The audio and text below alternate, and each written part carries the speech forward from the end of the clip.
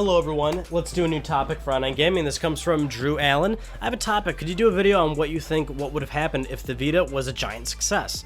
Like what you think Sony would have done and what type of games we would have gotten. So Drew, I like this topic, and what I like about it is that it's all theoretical. It's not actually going to happen, and that's unfortunate. But what I like is that if the Vita was a giant success, we would have a drastically different present right now.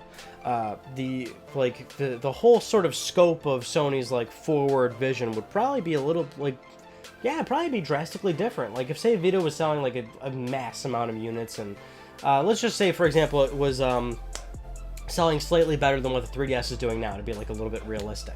You say giant success, so I would assume that how to gauge that would be okay, well in today's market, 3DS is definitely a great success, and it's going on track to do pretty well, but it's not going to beat the 3DS.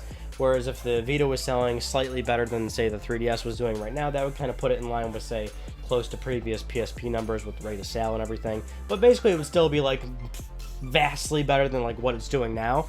And or maybe you want to argue if the Vita was, say, doing really, really good, say PlayStation 4 numbers, selling that, how many units per month and everything, and it was doing that well, which would put it probably even further down the line of past 3DS sales or anything. But basically, what if Vita was doing really, really well, and that would be pretty awesome for a number of reasons.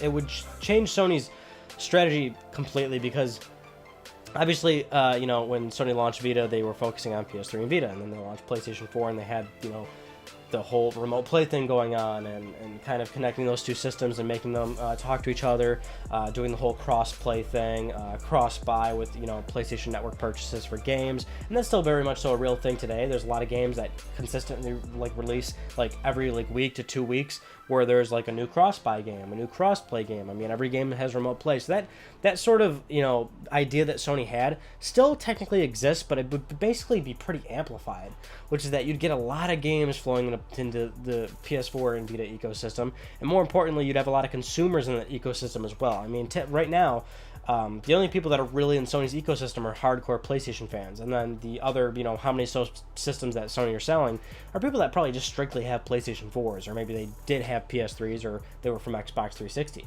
but they probably only have PlayStation 4s, and that's it for Sony's ecosystem, only one system. There's not that many people that are, owning PS4s and Vitas, and say PS3s, using all three of those ecosystems, or using all three of those systems concurrently, or back and forth, doing cross-play, cross-buy, and all that jazz. Having multiple friends that are using PS3, Vita, and PS4. There's not that many people compared to say the majority, which the majority of people probably just own strictly PlayStation 4s. So if Vita numbers were drastically increased, that's a lot of people using Vita and PS4 concurrently, which means you'd probably get a lot more support for not only Vita but PlayStation 4 in turn, which would also probably cripple Microsoft maybe even a little bit more, because that would probably encourage more people to say buy a PS4 over Xbox One, because then you've got a situation where a lot of consumers are also playing PlayStation Vita, and they're enjoying the fact that when they buy a game on PS4, they're also getting the Vita version as well. So you'd have a mass influx of games. This would probably be a situation where the mass influx would be smaller downloadable titles, because you can't necessarily do cross-buy and cross-play with big budget PS4 games, because those games can't run on Vita. So they'd still probably be small downloadable games or something, but you'd get a lot of those games.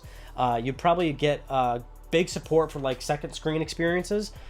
So with big AAA titles on PlayStation 4, you'd probably have some sort of Vita integration that's not necessarily just remote play.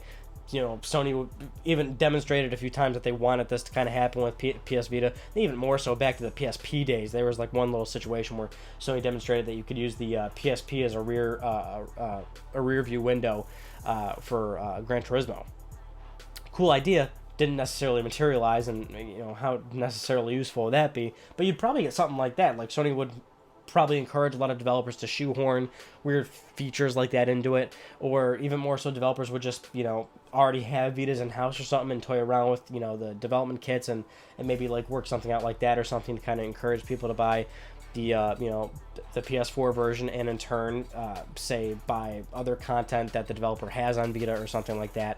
And I think you would have the real goal of Vita, which is that we wanted like bigger budget games on Vita, more full-fledged console titles, because if Vita was doing well, then those games could obviously turn a profit for developers. That's why you don't see big games on Vita anymore, because if the budget for them are too high and they're not going to sell nearly as many copies as needed to see their money back. So you'd have a situation where, yeah, you'd have a lot of developers now making bigger budget, full-scale games on Vita, just like we had asked.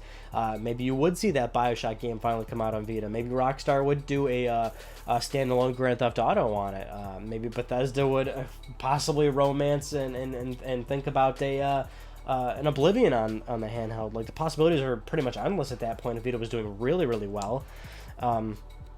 And this would change Sony's long-term strategy as well. I mean, this means that they would possibly do a next-generation PlayStation Vita, full-on next-gen Sony handheld. And since we all know that Sony's kind of moving in a direction, and Microsoft as well, moving in a direction where they might do, say, a mid-cycle updated console where they keep the same architecture, so there's forward compatibility and stuff, maybe Sony would, do something like that for Vita.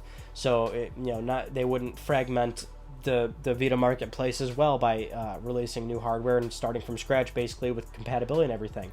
And I think that's very important for Sony nowadays because they have so much content.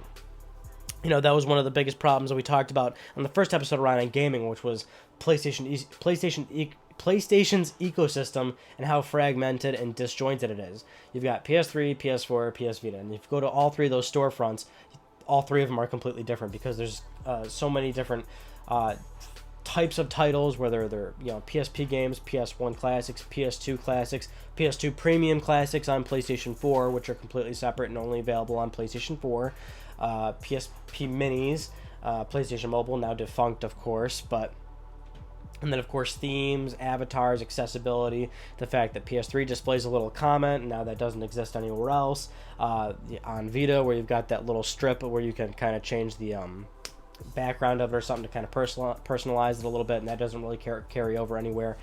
There's like just a lot of things going on within Sony that are completely disjointed, and so moving forward Sony would probably do a situation where they release an updated Vita, so it would have forward compatibility. You wouldn't have to worry about your previously downloaded PSP games, your PS1 classics, and your PS Vita games. You could buy a PS Vita 2.0 or something, or whatever they decide to call, say, that thing, if that were to be that, or if that were to be the case, because this is of course all theoretical, but you could buy that and then your content would move on forward. Or maybe they take a drastically different approach and maybe like do, I don't know, just anything. It is Sony after all, and they do like to take some chances every once in a while.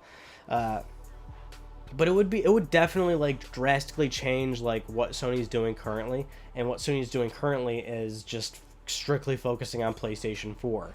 And if they did have Vita and PS4 going like strong, and that would encourage even more consumers away from other platforms, I mean, it would put them in a pretty different spot for sure.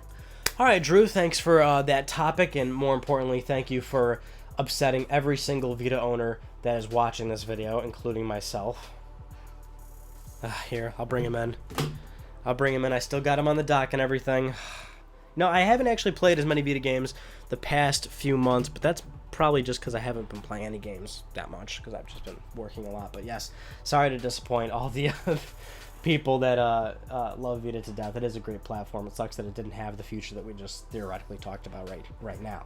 But more importantly, and yes, there is always a more importantly, and I think you know where this is going, keep submitting topics, please. That was a good one. Why don't you give me another one? Let's do some more what ifs. So what the hell? I mean, what if the Wii was actually a flop? Let's talk about that. No, not really. But maybe.